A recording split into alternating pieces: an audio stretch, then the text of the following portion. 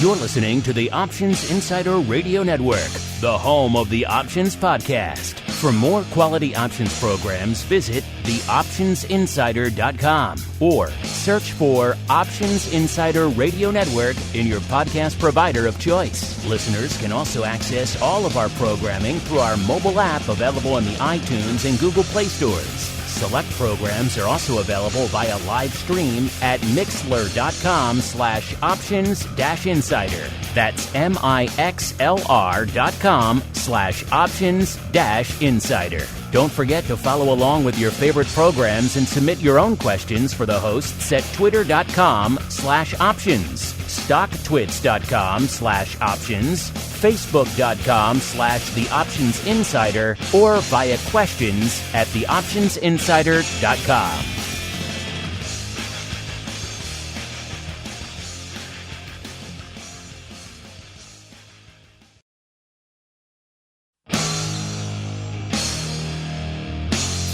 And now, it's time for the show that breaks down the options market from unusual activity alerts to market analysis, strategy overviews, listener questions, and much more. If it involves puts and calls, then our all-star panel will break it down. It's time to hit the Option Block with your host, Mark Longo from the Options Insider Media Group, and co-hosts Uncle Mike TOSAW from St. Charles Wealth Management, along with Mark the Greasy Meatball Sebastian and Andrew the Rock Lobster GIOVINAZZI from OptionPit.com. And now, get ready to hit the Option Block. All right, everybody. That music means it is time once again for the final OB of the week. Yep, it is Thursday.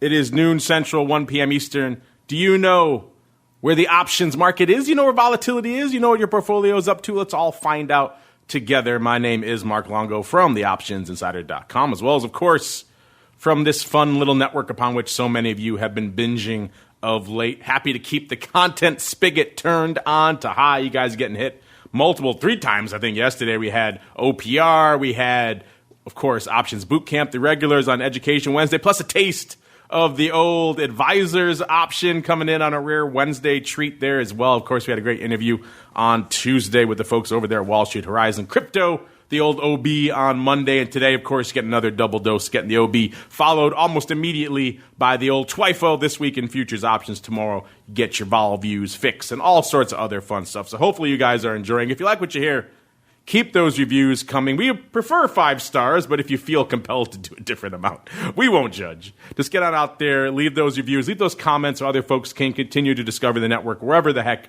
you're listening. Apple Podcasts, Google Podcasts, Spotify, Stitcher, YouTube, wherever the heck you get the show. In the App Store, a lot of you are going there these days because you like our app. Either way, even Amazon Music, we just added that recently as well. So our list of podcast outlets on the old network continues to grow by leaps and bounds every week.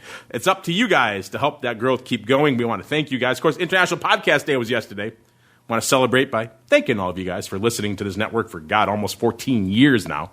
You guys are literally the reason we're allowed to keep doing it. So thank you, A. B, keep those questions coming. Very important for a day like today, where we're going to answer a bunch of them. And let's see who's going to join me to answer all of that fun. First, let's go out to a sleepy, a tranquil, a quiet little hamlet known as St. Charles, where we are joined once again by the uncleist of Mikes, Mr. Uncle Mike TOSAW from St. Charles Wealth Management. Uncle Mike, welcome back to the program, sir. Always happy to be here, and just very ironic that if I am the uncleist of Mikes, I have a lot of interesting uncle statistics about me. I was a great uncle when I was in my 20s, but it's all on my wife's side.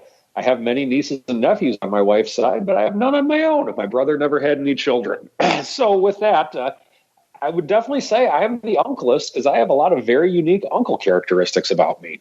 I knew it from the beginning. The first day I met you, I said, that man is the uncleist of Mikes. And it has held true. Lo, all these years later. And also joining us, his name is kind of ironic because he's not really very rockin', but he is a bit lobstery. He is the rock lobster himself, Mr. Andrew GIOVINAZZI from OptionPit.com by way of Carmen Line Capital, by way of a little sleepy part of the U.S. known as Maine. Mr. Andrew GIOVINAZZI, welcome back to the program, sir. It's good to be here. That was actually one of the nicest intros I've ever had here on the Option Block. That that talking about Uncle Mike must have given you the warm and fuzzies or something. Are you turning a new leaf? Oh, great dictator, benign dictator of the Option Insider Radio conglomerate. Speaking of my dictatorship here, we have some interesting suggestions for additional nicknames for me. I think we'll get to those in a little bit. But first, let's keep on rolling right on into the trading block. It's time to break down the latest topics, trades, and trends in the world of options. It's time for the Trading Block. All right, everybody. Welcome to the Trading Block, the portion of the show we break down what the heck is trading. And if you're in the Uncle Mike camp, you're in the bullish camp, you're getting a nice little dose to come close to wrapping up your week here with most of the major indices firmly in the green. Not quite exploding to the north, unless you're looking NASDAQ, but still nice solid green day on the old screen. Dow is playing the laggard, up almost 0.4%. S&P, nice and sweet, right in the middle. Goldilocks yet again, up about 0.6%. And the NASDAQ pretty much doubling that percentage-wise, at least, up about 1.2%. So once again, NASDAQ in the driver's seat. You want to know how small caps are faring? Well, stay tuned. We'll get into those in a little bit over there on TWIFA. That means our old friend VIX Cash having a bit of an interesting day. It's kind of one of those days where it's struggling to find itself, like many of you out there these days. Is it up? Is it down? Is it moving? Is it shaking? Right now, it's actually slightly up. We're at about 26.5 coming into showtime. That puts it down from our last show, but up on the day. It's down about 1/3 of a point from where it was on Monday, but still kind of in that same ballpark. We all know 1/3 of a handle in VIX is a rounding error. It can get there like that, so that's not really much of a change. So an interesting week. Looking interesting, I should say as well, for my vol prognostication for tomorrow. In fact, I think we'd spot one more point is about all I need, and then I'm in a perfect bullseye. So we shall see what the next 24 hours brings us. VVIX, a.k.a. the vol of vol. You know, we talked about it before. It was threatening and flirting with that new barometer, that new floor to the downside of 100. Let's see if it didn't break it today. It was at 100.5. I don't think it got below it. And yeah, 100 double was the low of the day to actually 131. And I don't think we've broken it again since last. Oh, actually, no, Wednesday. I take it back. 96.25. We did get below it. So a few times now over the course of the past couple of weeks, we have broken that 100 level. Like I said, 95 is really the floor. 100 is a nice sentimental level, but 95, if you hit that, you know you're bouncing. And we got pretty close to that on Wednesday, 96.25 before turning right around and getting back north of the 100 level. So it was an interesting period for the vol of vol as well, our old friend VXX, the product that likes to keep giving to the downside. Giving again this week, coming into showtime, was at about a 24.85, so just shy of the 25 handle. Puts it down a little over half a point from our last show, about 2/3 of a point from last show. So a lot to unpack. Let's go around the horn the way we went to start the show. Let's start with the happiest, the nicest, indeed, the uncleist of Mikes, Mr. Mike TOSAW. Sir, what is on your radar for today? Well, a lot of green for sure. I think that this is kind of a reaction to, initially this is a reaction to the debates. I mean, I'm not going to go and be like Fox News or CNN and say, clearly Trump won the debate or clearly Biden won the debate. But what I think happened, at least from watching the debates on Tuesday night, Andrew had mentioned that if we could see a path to a clear winner, that it might calm the markets down. But I don't know if we necessarily saw a path to a clear winner in the election. And the reason that if the path to a clear winner, meaning that we won't have a repeat of Bush-Gore 2000. So I think that's what, in a lot of cases, the market may have been looking for. But what I think we got out of the debate was that we got a clear non-fighter. And what I mean by that is that if Trump wins the election, or if Biden were to win the election, Trump's going to fight it. I think everyone knows that, or I think unless it's like a huge landslide. And right or wrong, I'm leaving that up to the listeners to decide. But what I thought was interesting about the debate is that whenever Trump talked about how it's a sham, this, that, or the other, but what Biden was saying is that he really didn't appear like he was going to fight in case it was a close election, to have ballots recounted and things like that. I'm sure he'd do something, but he really didn't look like he was going to go that route if it is a close election and Trump's declared the winner. He consistently said, the way we prevent this is that you vote for me. And with that, Trump's out of power, Trump's evil, shut up, you clown, or whatever. And so I think with that, I almost think that kind of has a little bit of a calming effect on the market from the standpoint, not a lot, but I think it seemed to be like the first signs of one of the candidates saying, you at least have a 50% chance of not having a Bush-Gore repeat if something like that were to happen. Now, it's just a theory of mine, but that's one of the things that I saw out of the debates on Tuesday night. Today, markets are higher. They rallied yesterday. They rallied fairly high, and then they pulled back when it looked like when there was an announcement saying that we're far from a stimulus check, but they were still up on the day. And then today, markets are rallying again. We're still not at the highs that we were at yesterday, but we were higher than them for a while today. So definitely in the bull camp at this point in time. And so I want to kind of give a part two of the trade that I talked about in the strategy block on Monday. I have the world's most wonderful clients. And I'm not just saying that to suck up clients. I really do love you guys. You do end up paying me, and that helps me feed my family. So I really do love you in general. But in terms of working with them, through my career in this business, 99.9% of everyone that I've ever worked with has been amazingly awesome to work with. And that's 100% of my current clients, by the way. And so the reason I'm bringing this up is that I oftentimes, clients will talk to me, and clients reach out to me a lot about asking me questions on things. But the trade that I got in on Monday, I actually got a lot of, or by comparison, a really large amount of emails based on the trade itself. And I just kind of wanted to give you, like, how did that trade end up playing? So with that, what I did is I did it with SPY, but I'm just going to make up some strikes just because compliance doesn't like me talking about exact things. So what I did is I took the price of the underlying and I went out $1. So let's just say the stock's trading at $100. And so what I did is I did the 99-101 bull put spread. I sold the 101 and I bought the 99, let's say. Once again, I'm totally making up these strikes just so my compliance doesn't get mad at me. And so what I did is I actually sold it for roughly $1. So by doing that, that means that if the market were in theory to stay exactly still, I'd break even on the trade, minus commissions, of course, and exercise fees or whatever we have at a broker. But I would break even if I were to do nothing. And if the market were to go down, of course, I would lose money. And if the market were to close above the 101 level, then I would make money. And I'd make anything of a profit between 100 and 101. And what that did is that gave me the potential to have, I think I did the math on Monday, roughly $30,000 of market exposure with only $55 of risk or something like that. And so that's what that trade does. And I made the expiration on Wednesday. Now, with that, of course, if the market goes down, you lose. If the market goes up, you make money. But the way with which I played it was that I wanted to not lose any more than I was initially going to potentially make.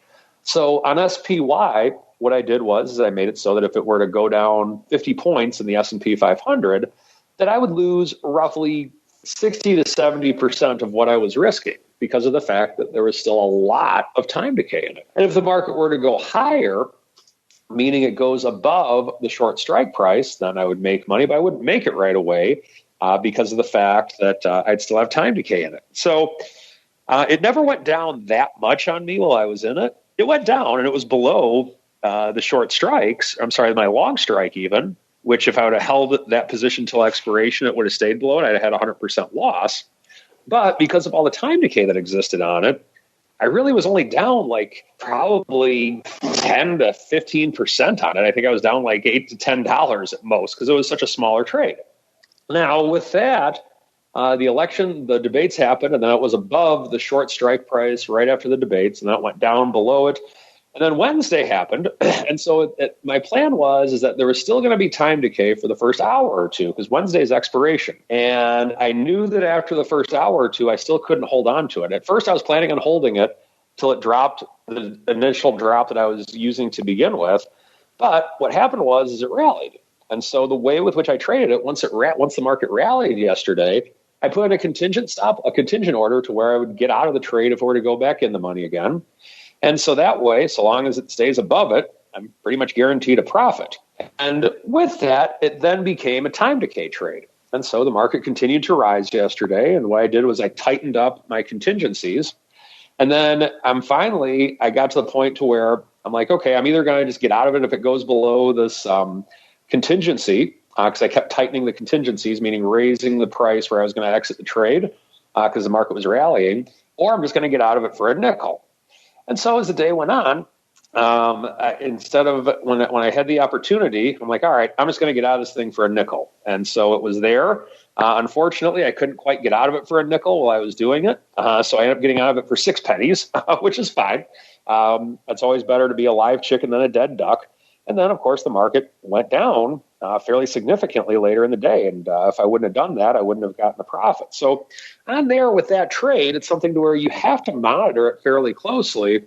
But where it worked out well this week, and don't get me wrong, I have plenty of losers too, just like everybody else. I'll talk about them on this show, and Mark Longo keeps bringing up Cisco from 10 years ago. So fear not, I'm not just one of those infomercial guys that wants to say, you can do this, it's that easy. Understand there's winners and losers too, but this one worked out from the standpoint that you have to reinvent yourself if it's going above the short strike, and that instead of being a directional trader, you now become more of a time decay trader. That's how it ended up working out, and that is what happened. And that is my take for the trading block today. Interesting trading block / bit of strategery mixed in there as well. Thank you, Uncle Mike. Now we turn our attention to the land of the crickets, a.k.a. the land of Volman, a.k.a. the land of the rock lobster. Mr. Rock Lobster, sir, what is lighting up your tape today? Well. I like that dissertation by Mr. TOSAW. Quite nice. Even though it's all hypothetical, but still, or it's real but semi-hypothetical.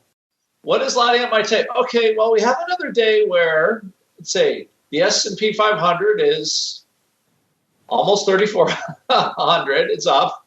Pretty much every stock is up, but oil. I'll talk about that in a bit. And VIX is up.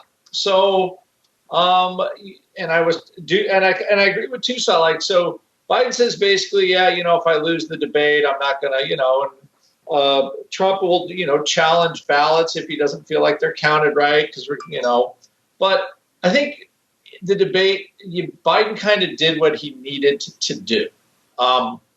So I don't think Trump performed very well, to be honest. Obviously partisans or whatever, but I don't think he really did relative to the opportunity or whatever. Because certainly he didn't get a bump in the polls from it. So I'm just going to conclude, wasn't that great? But the market rallied a little bit. It's rallied since then, actually a fair amount since the debate. And I agree with TOSAW. There was a little bit of uncertainty taken off the table, but not enough to really slow VIX down. Now, it did come down a little bit, but the election premium is still there. So I think it backed off, let's call it incrementally. There wasn't enough of I would say like a full retreat from that in order to get the vol to come in really hard. So it's still there. It is a very odd opportunity between November and October, like I said last week, for those that are following along. There was some decent trade in there and calendars and stuff like that. It hasn't gone. I don't think it's really gone away. I think you can pretty much buy November and sell anything in front of it before the election. You have to do a little delta management, but it'll probably make money. And you hedge what I call just the volatility risk of a surprise, some sort of surprise happening, which we don't know. And we're going to have a couple more debates. It might tip things one way or the other. So I think that's uncertainty, while it came in a bit, I think mostly because Biden looked better. I mean, the expectations were pretty low. So clearly he did better than those. And I'm just looking at the performance of, I think the market's kind of a barometer. It's sort of a voting cast on that. So here we sit again. We have extremely high future premium reflecting the higher vol over the election cycle. It hasn't gone away in several weeks. It hasn't gone away in several months. And it hasn't gone away since probably January of 2020. It's been here. It's been persistent. And it looks like it's not going away. What will make it go away? a surprise, pure and simple, just a dead surprise that nobody expects, that, tilts voters one way or the other. The vaccine, I think there's several drug companies that are coming out with a potential for a vaccine between now and the election. I think these are all big wild cards, and I think another reason why vol is kind of priced is, because VIX is still in the 20s, you can't underestimate the fact that SPX can move 100 points easily right now. Normally, I would say, the market could crash on any particular day, but right now, SPX could rally 100 points easily, right, on some kind of election news, on something kind of positive. Normally, I would say that just doesn't really happen. That really isn't something that's in the cards statistically. It just doesn't do it very often. But there is this COVID thing is so pervasive, right? And a vaccine, the possibility is so pervasive. Like liquidity provider can't discount the upside. And usually, at least in my experience, when does vol go up, right? The market could go down, but if it goes down in kind of a steady way, vol will go up, but it really doesn't spike. It doesn't leave you that lingering the lingering values in the tails. If you're a trader and you think we can go down 10% and up 5% in one day or something like that, that's when the vol really can balloon. And I think, the more I see it, the more I'm looking at this like, wow, everybody's worried about the downside, but I think now just looking, like an upside surprise is being priced in as well. They haven't given up the ghost on that. So what will happen? I don't know. All I can say is stocks are more remarkably resilient. There are some improvements in the economy from the COVID lows for sure. So don't forget, a lot of stocks are still not doing well. Banks, oils, airlines, some industrial stocks. You go through, a lot of stocks are still 30, 40, 50% off their highs in 2019, the beginning of 2020. So tech kind of carried us for good reason, basically, because everybody used their phones. But I do think there is some upside surprise potential. I'm trading it that way. Not spending a lot of money on it, but I'm not fading it for sure. So that's kind of what I see. Usually, the vol traders, they're not stupid. They're trying to, they're handicapping, right? They're handicapping what's going on. And I certainly see that as potential. The more we go up, vol's not coming in. So kind of the long, I call it a realized vol trade, but that's not entirely true. But, long SPY, long vol. I think that's kind of what people are doing. And it does put a little squeeze on things. So, that's what looking at. And also another current, look at solar stocks. I follow a couple of solar ETFs, TAN.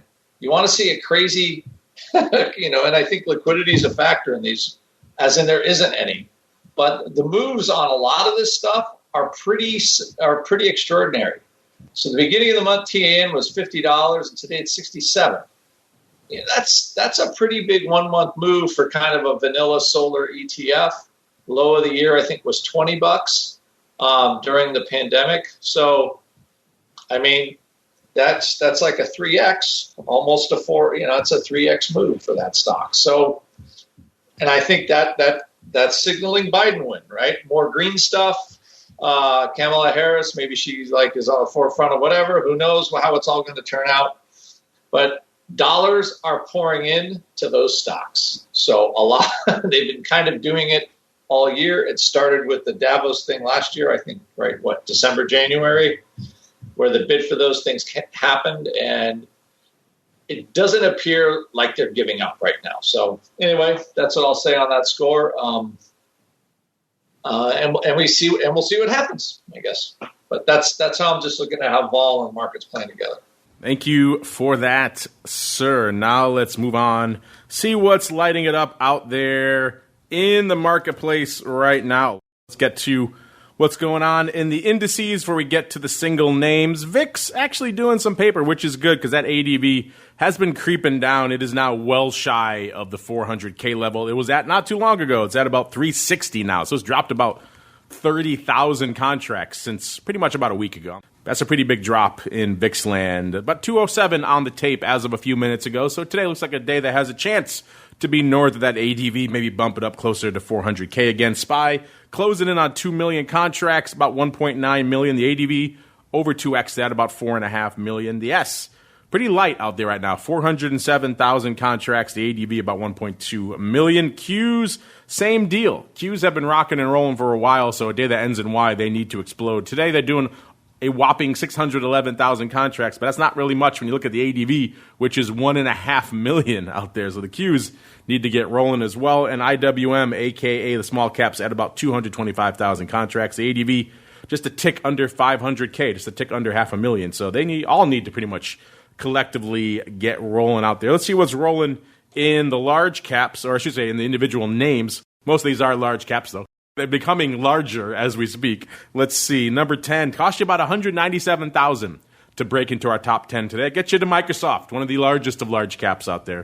197,000 contracts. Number 9, BABA, 201. So already at number 9, we're over 200K. That's a pretty active day out here. Number 8, Facebook, also pretty large. 212,000 on the tape for them. Number 7, our old friend, Bed Bath & Beyond. We'll get to them in a second. Not quite large cap, but getting a little larger today. 256,000 contracts on the tape for them. Number 6, NIO. So electric cars back in the radar pretty much any day these days. 263,000 contracts. Number 5, our friends across the street. Is it the rumor of the returning barbecue? We shall see. Either way, something's driving the paper to the tune of 275,000. I have no idea what else it could possibly be outside of the return of their delicious barbecue. Number 4, AMD. 284,000 contracts. Number 3, back to electric cars. Nikola. 396,000 contracts. If you thought Tesla was not enough drama for your taste, then Nikola is certainly living up to it with the short seller reports, the stepping down, the he said, she said, just craziness out there. And number 2, of course, Tesla, 525,000 contracts. That means number 1 with a bullet, yet again, ye old fruit company, 886,000 contracts on the tape as of a few minutes ago. I mentioned Bed Bath & Beyond. Let's get some of them. Let's get to the names that are popping off this week because it is still a pretty active, even though it's kind of the tail end of the season. There still are some names popping off. We had Micron and McCormick and Company on Tuesday. For all of you active in the tech and also spices categories. Thursday, today, we had PepsiCo as well as Bed Bath & Beyond and Conagra. And we actually have, I think PepsiCo, I'll have to see, maybe they're before the bell, but I have the earnings move reports and the results reports, more importantly, for Bed Bath & Beyond, which is one of the ones we were talking about for a while there. Mr. Rock Lobster, do you recall our recent kind of death poll we just had? We did it jokingly on the show about a week or two ago. It was GameStop versus Bed Bath & Beyond. You recall, you and I both leaned towards Bed Bath & Beyond. I do believe the meatball and our audience, they went the other way. Did they not, sir? They did. We thought it was the one. We thought Bed Bath & Beyond just looked like, who the heck wants to shop at that thing? And I think everybody was GameStop. I believe, yes. I think that was correct. Well, it seems like we were at least I was on the right side of history of that one, because I said it seemed like Bed Bath & Beyond was the better choice of the two, and they came into today's earnings report before the bell. They were at a little bit shy of $15, $14.98. They were pricing in 13% move. From a straddle perspective, they delivered 32%. They're blowing the doors off to the upside. So apparently the virtual selling environment has been a good thing for Bed Bath & Beyond. They're threatening $20 right now, $19.71. So in that BBBY versus GME poll we did, I was firmly on the BBBY tip, and it seems like, at least right now, that one is working out. Maybe unless GameStop had a huge explosion today. Let's see. Nope, they're $9.93 off about a quarter or so. So not a good day for GameStop, but a heck of a day for Bed Bath & Beyond. That's just one of the names we have profiled here on the old, let's see, what else? We got, let's go to Conagra Brands. They also popped off today before the bell. They're at $35.71. They're pricing in 5.2%. This one seems more in line with what we've seen of late in the cycle. They only delivered 2.5%, so not a big barnstormer there. They're slowly ticking up for the season. We're up to 74% of the vol that was priced in from a straddle perspective was delivered. It was up from 72% not too long ago, but still pretty light out there. Now we have to keep on rolling, though. It's time to go even further beyond, even weirder, even wilder, it is time for the Odd Block. It's time to break down the most interesting, unusual, and downright questionable options activity that's been identified by theoptionsinsider.com. It's time for the Odd Block.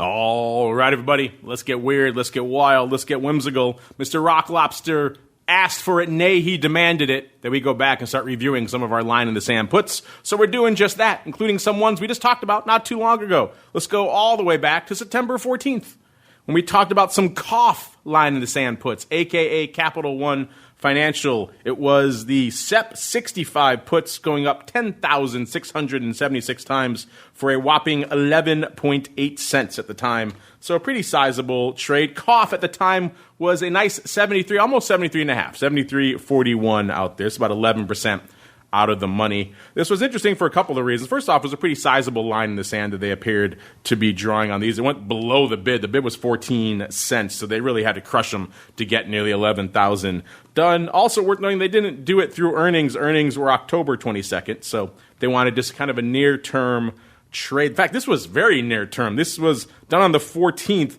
Expiration, I do believe, on September was the 18th. Yes, it was. So this was pretty much a weekly trade at this point. So a little bit of weekly action out here. 4-day, roughly, line in the sand put here for a pretty decent size in cough. Also worth noting, they got decent premium. They got almost 12 cents for effectively of what had 4 days to go. And it was pretty far out of the money. It was not quite 10 handles, but pretty darn close to it. So interesting trade nonetheless. Mr. Rock Lobster, we crunched the numbers so you don't have to. And it looks like these bad boys, surprise, surprise, went out worthless. The stock closed on expiration 76.17. It never really threatened that 65 strike in the interim. Looks like our friends here pocketed about 125 grand for their efforts. Mr. Rock Lobster, is that your takeaway as well? A, and B, what are your thoughts on yet another one of your line in the sand puts? Looks like working out. I don't do any of the idea. You guys find them. I think, but I, as a strategy, as a dollar collection strategy, the easiest way to sell puts is your ability to be able to take the underlying, because that's where all the problems happen generally when you can't, and then you're stuck in some sort of daisy wheel with too much leverage that you can't get out of.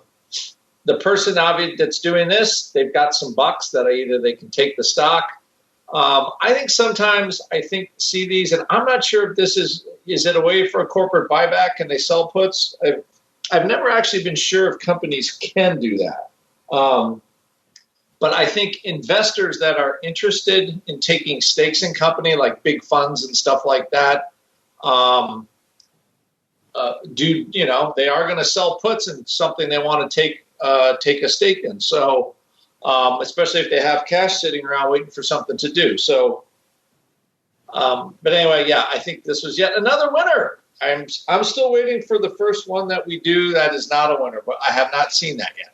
Well, we haven't had any line in the sand puts not work out. We've had a few others just recently. What was that? Yeah, it was a collar or something? I forgot exactly what it was. That one didn't seem like it worked out too well. But line in the sand puts straight up seemed like so far they have been working. Let's take a break from the Wayback Machine now. Let's go to the Today Machine and to a name we were just talking about as well in our earnings reports, PepsiCo. They were popping off today before the bell, and we saw some interesting paper going up post-earnings, shall we say. PepsiCo. Well, before we get to where it's trading right now, ticker symbol PEP, of course, PEP. Let's go to their earnings report we had here on the site earlier this week. They were at the time of this report, which was 3 days ago, they were trading $133.55. They were pricing in nearly $4 in their earnings straddle. In the past, they've moved $237. So that was a pretty rich straddle. We pointed that out on the show last week. And it seemed like that one might have been worth it, because right now, coming into showtime, they're at about 140 and change, 140.15.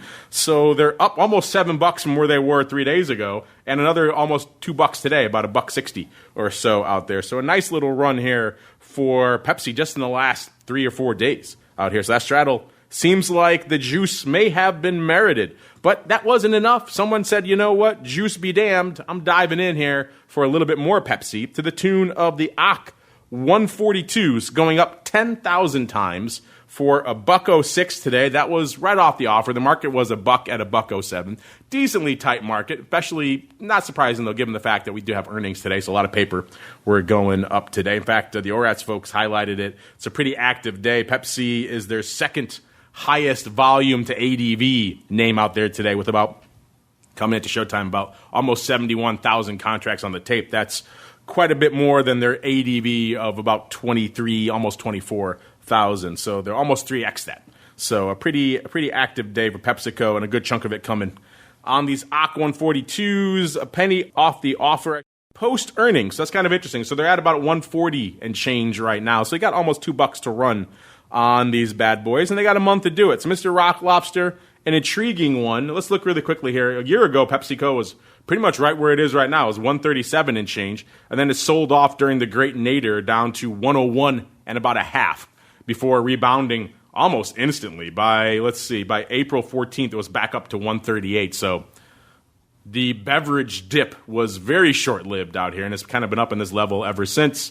So interesting times here for the beverage and associated names here in all things PepsiCo. Mr. Rock Lobster, what say you? Someone coming out post-earnings and saying, I think this thing's on the run here over the course of the next month, and I'm going to pay a pretty juicy $1.06 10,000 times for the privilege, sir. It did look like a call buyer, and are they making any money on these things? Let's say the October 2142 calls after earnings. They should be up some money on these.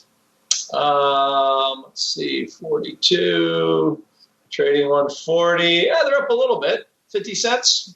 So it looks like they're making some money on these things, which isn't too bad. Let's see here. Pepsi.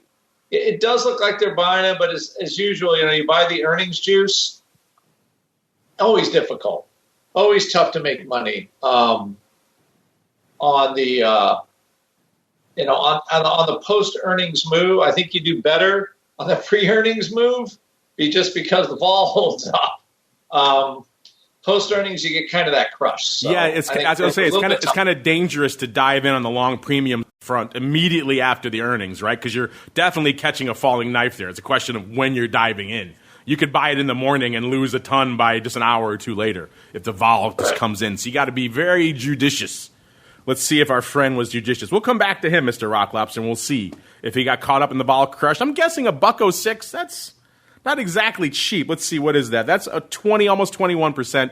I don't know how that stacks up historically for PepsiCo, but worth watching out here. I have a feeling, we'll see. We'll see how this one's going to play out. We'll come back to it by next expiration and see how it looks. Speaking of coming back to things, we got one more Wayback Machine for you, Mr. Rock Lobster. See, you get cranky and you get all your reviews. This time we're going back to a contentious one, which was CPRI Holdings back on September 10th. So all these within the last month that we're reviewing here today. This one was some upside calls at the time, at least. They were the SEP 18 halves going up about 4,000 times for $1.02 and a half. This was mid-market, but leaning towards the offer. We were joking at the time about why someone would gobble up these things. It didn't seem like there was a lot of news out there. We had a listener, I think, chime in, said he thought it was a CNBC pump and dump. They were talking it up out there on CNBC. A lot more calls traded after we profiled it, too, about 8,500 on the day, so a little over 2x. And it seems like, Mr. Rock Lobster, these bad boys worked out because the stock kind of took off. It was taking off as we talked about it, and it continued taking off in the subsequent sessions. And let's see, they had about a little over a week, about 8 days to go on this trade, and the stock pretty much worked the way they wanted it to. Took off. Let's see, at the time of this trade, the stock was actually, it was 1879, so these were at-the-money calls. And the stock closed almost 2084. So a nice little run. They made their money. The weird thing was, Mr. Rock Lobster, the stock kind of immediately was in their favor. The options are obviously immediately in their favor. Yet they never really came in to take these bad boys off. It was interesting. There were still almost 6,000 open at the time of expiration. They traded in subsequent sessions after we talked about them, but always in small lots, 800, 1,000 total. So nowhere near enough to take all of it off, unless it was the same guy coming in taking pieces off at a time, which is possible. But still, the OI was still pretty sizable and well north of our initial allotment that we profiled there back on the 10th. So it seems like they didn't take these bad boys off, Mr. Rock Lobster, even though they worked pretty immediately in their favor. A, is that your takeaway as well? And B, if so, what do you think of someone coming in, gobbling up the calls? And I guess they really wanted that stock, sir. I guess so. What's this Michael Kors? And then you say that the aptly named Capri yes, Pants. they make nothing but Capri Pants. That's the entire Capri company. So they're still. Oh wow! I guess they did want some stock. I believe we looked at this as a potential bounce play.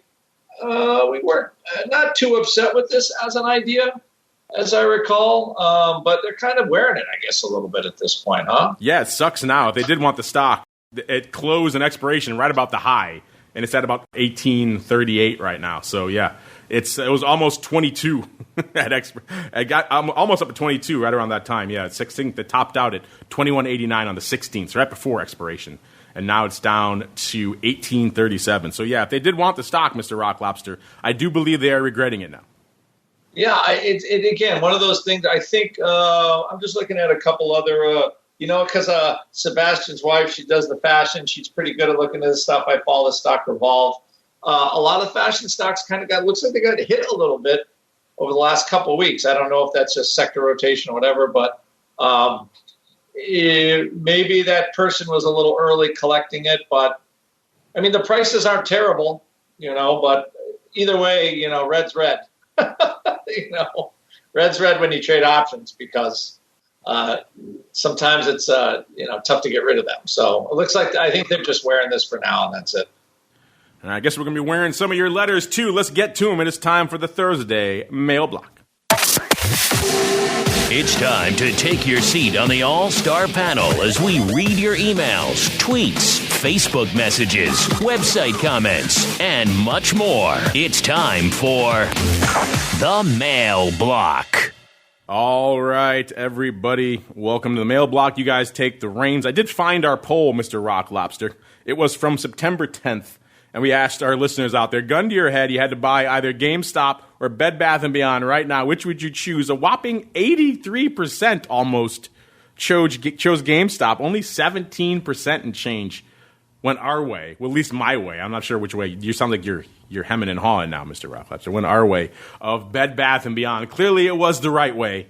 It seems surprising. I was surprised as many of you out there were bullish on GameStop. I thought their business model seemed like it's circling the drain. But hey, Bed Bath & Beyond. They don't even have coupons anymore. But hey, folks apparently liking what they're seeing in BBBY today. All right, let's get on out to, I saw your little retort here, Mr. Rock. GME, WTF. So you were surprised as well at the results of that poll. All right, let's go on out here today. First, we've got Kmar65. He wants to know if any of the shows, I should say, covered the ALLIANZ structured alpha debacle. I tried to search in the news and articles section, but came up empty. Thanks for the education. So he went to our website to search for this. No, we haven't really talked about this. This is not one that's kind of come up on our radar. I don't know. Mr. Uncle Mike or Mr. Rock Lobster, do either of you have anything to add here on Kmar's request for this structured alpha debacle, sirs? I have nothing. I'll take it from your resounding silence, Mr. Rock Lobster, that you also have nothing to add. So yeah, unfortunately, Kmar65, not really a topic that rose to prominence here on the network. But if you have a specific question about it, hit us up. Maybe we'll feature it for a future show. All right, a lot of you rose to the challenge of coming up with a nickname for me. I think it was a listener who posed it on a recent show here. These first ones come from CJ. CJ says, okay, nicknames for Mr. Longo. First off, benevolent one. This goes with what Mr. Rock Lobster says. Then he says, he puts the acronym BO. So I'm not sure if I'm down with that one, but let's see. He's got more. He's got the options ruler. Okay, I like it now. You're kind of on the right page. That's not a bad one. I think at the last one, we also had a lot of people write in for the sexiest man in options. That was a pretty popular crowd choice. So that one's also floating around out there in the ether. And then he has his final suggestion, Options Overlord. I don't know, I'm kind of down with that. That's kind of nice. So maybe for the rest of the show, I may try that one out. What do you think? Your new Options Overlord. How does that sound? I think Options Overlord is actually more appropriate to your role and position. At least how you view yourself. I think I will have to ask TOSAW to chime in on this, but at least on how you view yourself in your world, I think Options Overlord is, you'll be more happy with it. We'll call you the double O. We'll call you double zero. Once again, double O. it's not me. It's the listeners. I am just expressing their will, sir. I think I'd have an easier time with that than the sexiest man in options, I have to admit. We could use them interchangeably. Again, the will of the people. It cannot be denied. So that's in there. That's in the running there, CJ. Options Overlord. I do kind of like that. All right, let's see what else we've got. Another guy. He has his own nickname, J-Bone. That's right. He wrote into the show last week. J-Bone says he had the SLV question. He says, but before I get to that, thanks for my response last week and for looking at my question about SLV options. And he says, before we get to that, I'm throwing in his suggestions for the following for nicknames for me. He's got, first off, Mark, the General of Options Longo. What do you guys think about that? A little long. Mark, I think just giving you the handle of the big OO, it seems that seems easier to roll off the tongue. I don't know how long we want your title to be. It might inflate your head a little bit. Hey, remember, I do have the mute button here, so I do have ultimate power at the end of the day. So bear that in mind when you make your comments here. All right, and then he also has, he's keeping with our 80s theme, he has another suggestion of Mark, quote, the face of options and the options A-team. Not bad. What do you guys think? I'm still liking Overlord. Yeah, I'm still liking maybe just the Overlord. We don't even. It's just the Options Overlord is implied, or is that too dark and foreboding? It might be too dark and foreboding. The Overlord, interesting. That does have other ramifications to it, but again, I'm not averse to them. Let's see. He also has more. He agrees with one of your earlier ones, Mr. Uncle Mike, too. He says, although I do think Marky Mark and the Options Bunch has a nice ring and dovetails perfectly with the 80s trivia show. 80s TV show trivia. When you run out of great TV shows, 80s music has a boundless supply of spectacular tunes to add into the mix. Oh, he did send in a suggestion. He wants to try to stump you guys next week, so we removed that from there so you guys can't cheat and see it. But maybe we'll get to that one next week. He goes, you had some questions about the specifics of his trade last week, Mr. Uncle Mike. He does get to that as well. Remember, he's the one who was complaining about not being able to close out his positions going into SLV expiration. He says, regarding more detail with my question, specifically I started with selling a couple of wide iron condors in SLV, then after rolling had the following positions. So he adjusted these too, it seems like. These were the September 18th expiration. He had an iron condor. It was the 24-26 on the inside wings, the guts, and then 45-10 on the outside. So they were pretty wide. Remember, an iron condor, listeners, effectively two strangles. And then he also had the 20-34 inside the guts of the iron condor, and then it was 54-10 on the outside. So these are all very wide. He is correct there. He said SLV closed at 24.68 on the 18th. He said should result in his max profit. Essentially, a week or two leading up to expiration, I put in a limit to buy back the bird. Oh, so the whole spread. Okay. So that is probably the problem. He tried to buy back the whole spread as opposed to the individual. I see what's going on. Okay. My brokerage showed a closing price of 8 cents. I dropped my bid to 8 cents for the next day. No luck to close. This sort of thing happened as I tried to close all the way to expiration. I was a bit embarrassed as I thought it might be a European option, but that didn't make sense. SLV is definitely not European. And couldn't find anything on the CBO stating as such. Eventually, I just had to wait for expiration. It ultimately worked out in my favor, but I don't want to have trades like that open in the future where I'm unable to close prior to expiration to limit my risk. I still don't understand the brokerage quoting a closing price below my bid. Possibly an issue with the multi-legs at uneven strikes. Other than increasing my bid, next time should I try closing out 2 legs at a time or just the quote closer to the money, let the wings expire worthless? I'll be paper trading to check some of this out. So many options, pun intended. Thanks again and best. J-Bone. Yeah, now that I see, when you initially wrote in, it sounded like you just wanted to close out single leg options, and that was a little bit surprising. But now you have a 4-leg spread. Yeah, that gets back to what we said before. These spread books sometimes mess with what you're seeing. And the spread, the quote your broker is showing you, it may not line up with the exchange where your spread is being housed. And that's a problem that spreads have been for a while now. If that's the case, you probably should contact your broker and say, hey, maybe can you get me filled on this, or maybe route me to an exchange? If they're mixing and matching orders from different exchanges to make that happen, guess what? They all have different spread books, and that's probably what was causing your issue. Mr. Uncle Mike, A, do you agree with that? B, if you do, or even if you don't, what do you have to say here for Mr. J-Bone to hopefully avoid this in the future? Yeah, I would definitely agree with that. I think that's, we had actually talked via email a couple days ago on this. I think it's definitely the fact that when you see a single leg option, unless the market moves or someone takes the trade in the milliseconds before you hit your button or hit your sell or buy button, you're going to get that price because of or at least the amount of contracts that it's showing. Just because of the fact that if the order goes to an exchange and the exchange does not want to make that trade at that price by the rules of the NBBO, National Best Bid Offer, they have to send it to the exchange that is showing that quote. Or match it, one of the two. Whereas with spreads, you don't have that rule, and what brokers typically show is the best NBBO price, which could be options at different exchanges. If you're quick with your fingers and you feel comfortable taking on the risk, you could go about just closing them one leg at a time. But understand that when you do that, you'll have a single leg option exposure, whether you do the long or the short leg first. Mr. Rock Lobster, anything to add here for Mr. J-Bone, who's having issues closing out his Iron Condors and SLB, sir? What I would say is on Iron Condor, you're really only concerned about closing the short ends. Normally, when you're trying to close them, you really can't get anything for a long end unless they're in the money.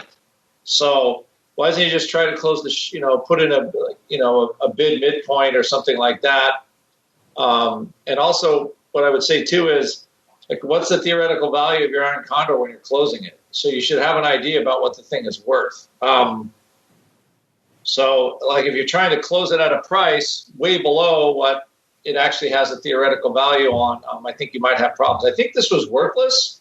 So the fact that he's trying to close a worthless Iron Condor and he can't close it is pretty weird. It's just, everybody has to remember, you can't just close stuff for the price you think you should get.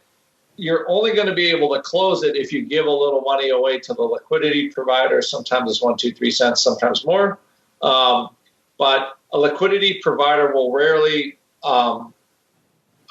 trade below what they feel the theoretical price is. So I would just add that kind of to the mix. Hopefully that's not confusing, but generally in a market, this electronic marketplace, you pay 3 cents over, the mid in a liquid product. You should be able to close without any trouble. I would not waste time trying to close worthless options for money, though, because that will hold up your spread because nobody wants to pay a penny or 2 pennies for them. So that might be the flip side of that coin as well. Yeah, a couple of things to bear in mind. They're just in general, spread NBBOs are pretty much meaningless. So if you see your broker quoting that to you, don't rely on that. It's taking the best from all the different exchanges. Like we said, the spread books don't talk to each other. That's a problem. That's something I brought up to all the heads of all the exchanges.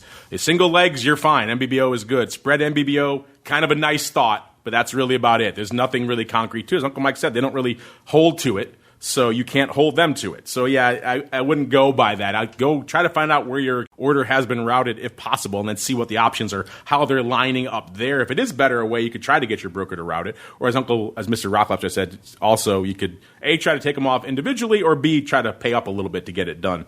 But either way, yeah, with a 4-legged contract especially, that's going to be hard to have that spread NBBO mean anything. All right, we'll come up against it. We got time for a little bit more. We got Tony Weber in the chat here. Oh, clearly he's lost his mind. He says, "Go Longo. You could be Uncle Mike's sidekick." I don't know what that means.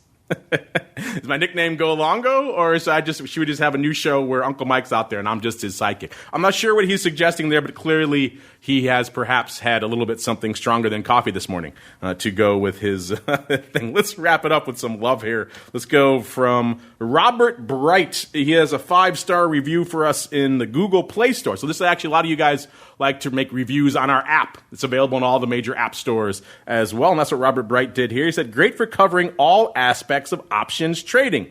And in a very entertaining way. Keep it up. Well, we will do that, Mr. Bright, as we head on into our final segment. Remember, you guys, if you like what you hear, keep those reviews coming in all your different platforms of choice. It's more important these days than ever. Folks are really having a hard time finding great content out there. They're worried about the markets. They're worried about volatility. We've seen an explosion of new listeners discovering the network these days. We want to keep that coming. We want to give them a reliable source of content. So if you like what you're hearing, go out, leave a review, iTunes, Google Podcasts, the app stores, wherever you get this show. It really does help these days. And it helps people out there have a place and a way to discover our content. As we head on into our final segment, it is time to go around the block.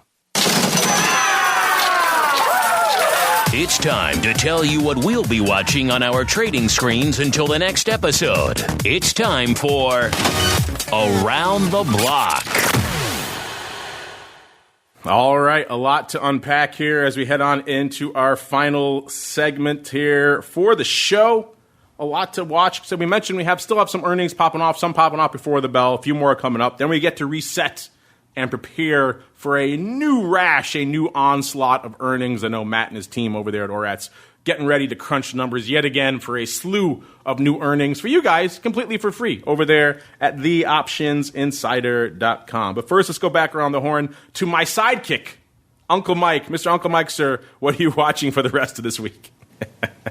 Well, I think that it would be a good sidekick name just because the title of my book is Go Long. So that's why I'm thinking we got that name. That's where I'm thinking the name came from. Oh, a little bit of a deep cut there. You're right. That's true. That could be it. That could be. But, yeah, I'm just watching to see where we end up from the number standpoint in that with the S&P, we're knocking on the door at 3,400. We got up to the 33.97 level today. We couldn't quite cross it. So we'll be watching the next couple hours to see where the markets are headed and getting ready for the debates next week. It should be exciting. And once again, I do wish we had Mean Gene Okerlund. He'd have been a far better moderator than the guy that they had. Certainly Mike Wallace, or not Chris Wallace. Mike Wallace was his dad. Chris Wallace didn't exactly live up to the billing out there. Speaking of which, you were correct, Mr. Uncle Mike. Or Tony chiming in on the chat. He said it was Uncle Mike's book. You could team up on the next one, and it could be your name. So he wants your next book to be my name there, Mr. Uncle Mike. And he says, assuming I share Uncle Mike's preference. Well, I do like a bit of going long. I'm not sure if I'm quite as bullish these days as Uncle Mike is, but still, interesting. Your next book, Go Longo. What do you think, Mr. Uncle Mike? Well, then I got to pay you some type of a royalty. So you're not dumb about this stuff. Hey, they don't call me the options overlord, a.k.a. the sexiest man in options, for nothing. All right, Mr. Rock Lobster. What are you watching for the rest of this week, at least until Vol Views tomorrow, sir? Same stuff. This funky VIX curve that won't really do much. It just sits there, and basically, it is a class. I guess a tutorial on when Black-Scholes assumptions get broken and vol just hangs because the market has a hard time pricing it. What else? What can we have? What will oil keep going down with this whole thing with all the solar stuff and all the green energy stuff taken off? It's quite a story. Take a look at all those stocks, and you're like, wow, those are going straight to zero, and those are going straight to the moon. So those are, at least I believe, are interesting things as we go into the election. And I just like with Tesla, like this stuff is taken off. There's money piling into green stuff, and I just don't think there's a lot of like exchange traded products, that are. I don't think there's enough green to put the money in, so that usually means a squeeze. So I don't think that squeeze is over yet. No, it is over though. Unfortunately, is our show. But if you need more in your ear hole, stay tuned, listeners. If you're listening live, we'll pump some fun stuff into the live chat. We'll be back in exactly 28 minutes. To kick off TWIFO, all things futures options. You want more equity vol? Stay tuned. We got it for you. You're going to probably have some crude oil vol on there, metals vol, skew, all that good stuff, hot trades, weird stuff, movers and shakers, and a whole bunch more. But before we go, let's go back around the horn. Let's start with my cohort here, my co-author of Go Longo, a.k.a. Uncle Mike. Sir, if folks want to reach out, they want to talk about your book or anything else, where should they go? What should they do? Head to stcharleswealth.com for more information. And if you want to buy Go Long, head on to Amazon. It is still available on Kindle. The second edition is out. It's been out for a while, and one of these years I'll get a third edition in, but need a few more things to happen first in terms of the need for it to happen. But check it out. If you want to get my book, it's on Amazon Kindle. There you go. Check it out. You know, when he writes the sequel, Go Short, you know things have turned dark. In the meantime, check him out, stcharleswealth.com. And Mr. Rock Lobster, if folks want to check out your Black Scholes class or anything else, where should they go? What should they do? Yeah, you want to put on some option learning, go to optionpit.com, memberships area, look at all the stuff that we have. If you want to learn how these option things work and learn why you can't close a strangle, come to optionpit.com. That's the kind of stuff I would say that would be more of the basic stuff, but that's what we help you with. There you go. They help you out, optionpit.com. And on behalf of the unklest of Mikes and the rockingest of lobsters, and let's throw in the meatball there as well, wherever the heck he's doing. He's somewhere deep in the heart of Texas, I do believe, these days. And, of course, myself, known far and wide as the sexiest man in options, a.k.a. your options overlord. Try that one out as well. A.k.a. Go Longo. Well, thank you all for downloading, streaming, subscribing, for listening live. Stay tuned if you're doing that. Otherwise, just hit next on your player of choice. We'll be back in a little bit with Twifo, and we'll be back again tomorrow for more Vol Views, and we kick it all off again on Monday. Going to mix things up a little bit on Monday. Should be fun with another episode of The Option Block. You're listening to the Options Insider Radio Network, the home of the Options Podcast. For more quality options programs, visit theoptionsinsider.com or search for Options Insider Radio Network in your podcast provider of choice. Listeners can also access all of our programming through our mobile app available in the iTunes and Google Play stores. Select programs are also available via live stream at mixlr.com/options-insider. That's mixlr.com/options-insider. Don't forget to follow along with your favorite programs and submit your own questions for the hosts at twitter.com/options, stocktwits.com/options, facebook.com/theoptionsinsider, or via questions at theoptionsinsider.com.